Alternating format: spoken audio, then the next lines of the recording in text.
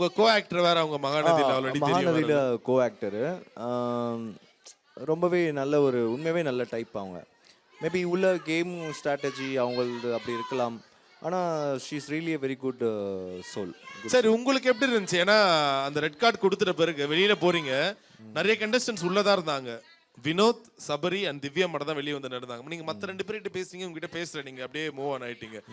அவங்க வந்து நின்னது உங்களுக்கு ஒரு சந்தோஷத்தை ஏற்படுத்துச்சா, இல்ல எதனால அவங்க வந்து நின்னாங்க ஏதாச்சும் ஒரு அனலைஸ்? எனக்கு வெளியே போகும்போது யார் வந்து நின்னாலும் சந்தோஷம் இருந்திருக்காது. ஏன்னா basically I am out of the game. நான் டைட்டிலுக்காக தான், லைக் டைட்டில் தாண்டி வந்து நான் யாருன்னு நான் கற்றுக்கிறதுக்காக தான் நான் உள்ளே போனேன். நான் உண்மையாகவே யார், ஏன்னா மற்றவங்களுக்காக தான் வந்து காலேஜ் படித்தேன், மற்றவங்களுக்காக தான் இந்த ஐடி கம்பெனியில் சேர்ந்தால் வந்து நல்ல நிறைய பேர் என்னை பார்ப்பாங்க.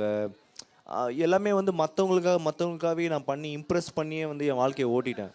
உண்மையாகவே நான் யார், நான் நல்லவனா கெட்டவனா, எனக்கு என்ன வரும் எல்லாமே தெரிஞ்சுக்கிறதுக்காக தான் வந்து பிக் பாஸ் சீசன் உள்ளே போனேன்.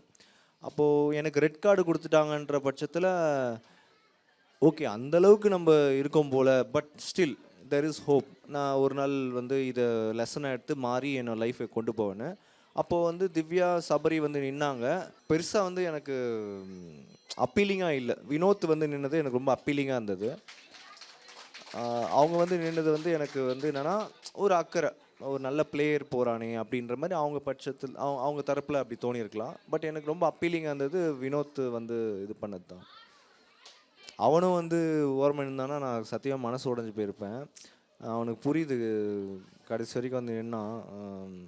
வீட்டுக்கு வந்து கூட அழுதுட்டு இருந்தேன் பார்த்து.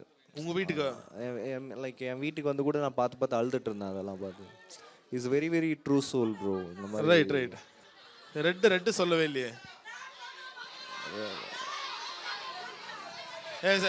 ரெட் கார்டா சூப்பரா ஜாலியா ஜாலியா சூப்பர்.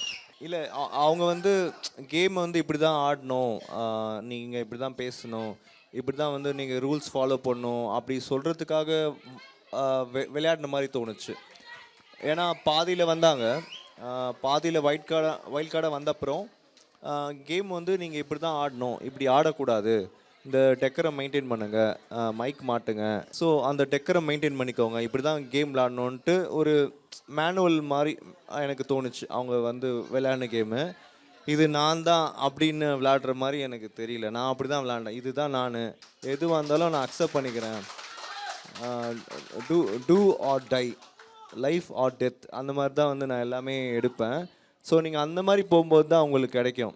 ஸோ கடவுளும் அதான் பார்ப்பார், இவன் பாரு சாகத்து கூட ரெடியாக இருக்கான், இவனுக்கு கொடுத்துருவோம் வந்தான்னு சொல்லிட்டு டப்புக்குன்னு கொடுத்துருவார். ஸோ அந்த மாதிரி தான் நான் பார்ப்பேன். மற்றபடி திவ்யா, சபரி, விக்கல்ஸு மற்றவங்களாம் பார்த்தீங்கன்னா ஒரு இதோட விளையாண்ட மாதிரி இருந்தது. லைக் ஏதோ சம்திங் ஹைட் பண்ணிட்டு விளையாடுறாங்களோ அப்படின்னு மாதிரி தோணுச்சு. But end of the day it's the strategy, it's fine.